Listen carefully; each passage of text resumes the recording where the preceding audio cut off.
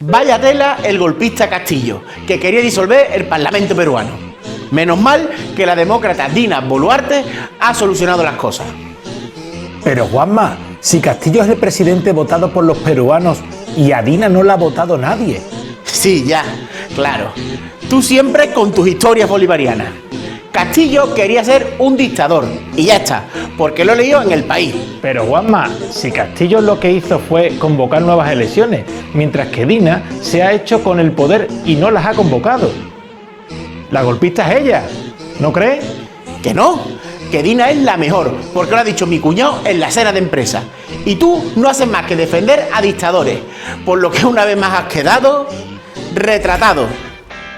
Bueno, ya han visto que Juanma la ha vuelto a joder. ¿Qué tienes que decir a esto, compañero?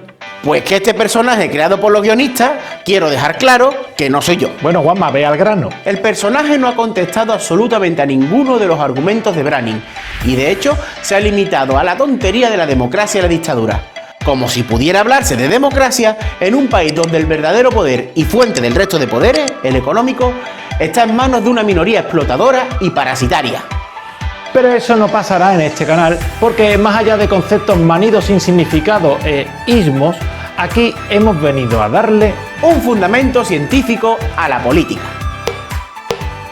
Perú, ¿otra oportunidad perdida?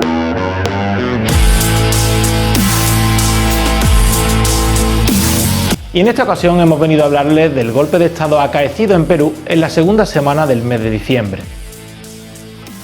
Y es que la desorientación es tal que merece la pena ofrecer a nuestros alineados, que no alienados, algunos datos interesantes. Castillo ganó las elecciones presidenciales y estuvo a los mandos del país andino durante año y medio, desde julio de 2021 hasta diciembre del 2022.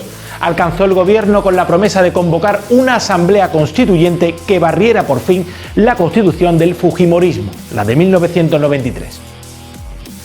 Representó a unos sectores populares abandonados por todos los gobiernos que siguieron al de Juan Velasco Alvarado hace ya casi medio siglo. Generó una gran ilusión, pero defraudó. De manera muy esquemática, Castillo debía decidir si gobernar desde la Realpolitik o movilizar a la población para transformar el país. Lamentablemente escogió lo primero. Y lo hizo, encima, con el árbitro en contra, con un parlamento de mayoría fujimorista, apoyada por los oligopolios mediáticos, al cual debía incluso pedirle permiso para nombrar a sus ministros. Maravillas de la Constitución del 93. El caso es que ese fue su primer error, un error interno. Su segundo error fue en materia internacional. Buscó en la OEA una tabla de salvación o de legitimación. Para ello dio la espalda a sus únicos aliados internacionales posibles, los países del eje bolivariano. Ambos errores lo dejaron solo, sin aliados. La reacción atacó a Castillo y quiso sacarlo de la presidencia desde el primer día. En solo año y medio, el presidente sufrió 3 mociones en su contra que se acogían, de manera surrealista, al artículo 113 de la Constitución, que hablaba de la incapacidad moral o física del presidente para seguir desempeñando su cargo, como si estuviera en coma o enajenado mentalmente. En fin, la misma vulgar excusa golpista que intentaron emplear contra Hugo Chávez. Incluso le abrieron un juicio político por traición a la patria. ¿Y por qué? Por expresar su simpatía con la demanda histórica de Bolivia de recuperar su salida al mar. El Congreso, en manos del fujimorismo, aprobaba en primera instancia todo ese hostigamiento y esas burdas provocaciones. Pero naturalmente no podía esperarse otra cosa. Es el guión de siempre. El problema estuvo en la reacción del presidente ante los furibundos ataques. Decidió ceder para intentar aplacar al enemigo. Y perdió la oportunidad de convocar la constituyente en su momento más fuerte, justo tras ganar las elecciones. Nada más empezar, destituyó al mejor canciller peruano, Héctor Béjar, y nombró a Óscar Maurtua en su lugar, un lacayo de Estados Unidos, como le reprochó agriamente Vladimir Cerrón, el secretario general de Perú Libre. Así, fueron cayendo uno tras otro los mejores ministros de su gabinete, acusados de comunistas e incluso de criminales. Desde las bases le aconsejaron que profundizara en el proceso, que nacionalizara el gas, que se aliara al eje bolivariano. Muy al contrario, se acercó más y más a la izquierda caviar, nombrando incluso a importantes cargos de la derecha y rompiendo las relaciones con su propio partido, Perú Libre.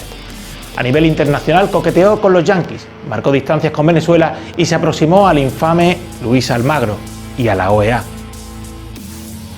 Ninguno de estos sacrificios en el altar de la oligarquía y el imperialismo sirvió para calmar a la bestia, como Pedro Castillo pretendía. Muy al contrario, las pretensiones de esta se radicalizaron y, precisamente por tener más poder, decidió expulsar de una vez al maestro rojo y cholo del Palacio Presidencial. Llegamos así a los hechos de esta semana.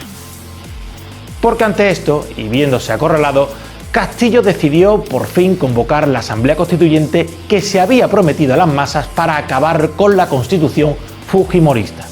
De este modo disolvió el Parlamento y convocó elecciones constituyentes. Por fin un gesto valiente, por fin cumpliendo con lo prometido al pueblo, pero era tarde. Que digan lo que quieran los desinformadores. Perú es una república presidencialista. El presidente puede disolver el Parlamento en virtud del artículo 134. Sin embargo, y como es natural, todos los medios pintaron la decisión del presidente como un golpe de Estado. De este modo, con la excusa de un supuesto golpe de Castillo, orquestaron el único y verdadero golpe, el golpe contra Castillo.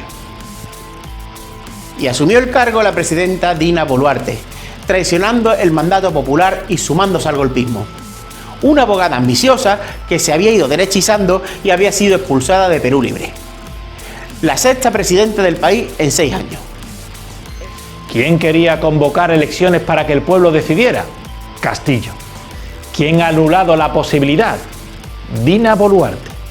Y sin embargo, el país y el resto de mercenarios del periodismo seguirán diciendo que el golpista es el primero y la demócrata la segunda.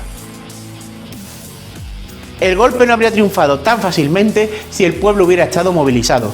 Pero Castillo había dejado pasar demasiado tiempo y se había perdido la ilusión inicial que su victoria había generado en las masas.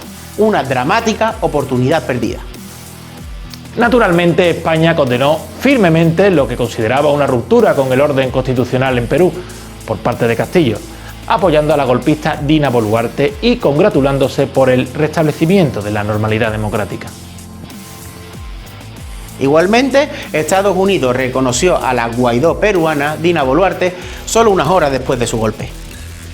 Como por desgracia viene siendo habitual, los actores de la clase dominante han tenido ante esta crisis una visión mucho menos cortoplacista y miope que los actores políticos populares.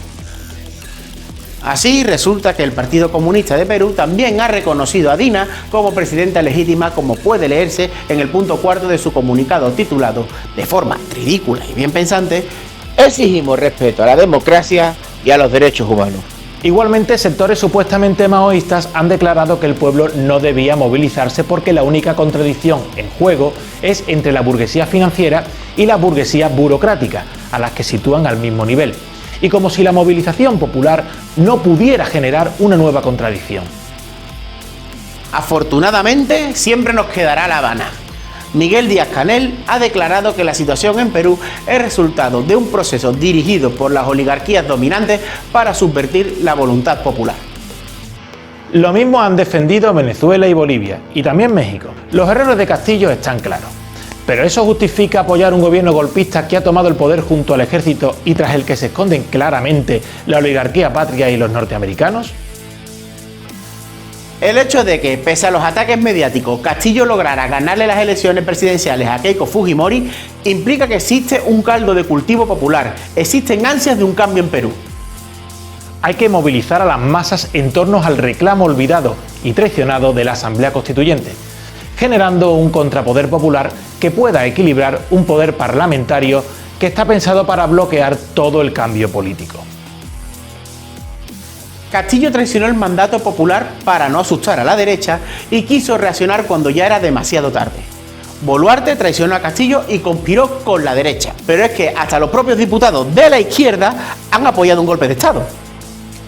Ahora el pueblo debe gritar que se vayan todos y constituir su propia alternativa popular, que irá mucho más allá de las tonterías democráticas o parlamentarias entendidas al modo liberal o europeo. Así que nos despediremos con las palabras del gran marxista peruano que adaptó el marxismo a la América Latina, José Carlos Mariátegui. Libertad, democracia, parlamento, soberanía del pueblo, todas las grandes palabras que pronunciaron nuestros hombres de entonces procedían del repertorio europeo. La historia, sin embargo, no mide la grandeza de esos hombres por la originalidad de esas ideas, sino por la eficacia y genio con que las sirvieron. No queremos ciertamente que el socialismo sea en América calco y copia. Debe ser creación heroica. En Europa, la degeneración parlamentaria y reformista del socialismo ha impuesto, después de la guerra, designaciones específicas. En los pueblos donde ese fenómeno no se ha producido, porque el socialismo aparece recién en su proceso histórico, la vieja y grande palabra conserva intacta su grandeza: capitalismo o socialismo. Este es el problema de nuestra época.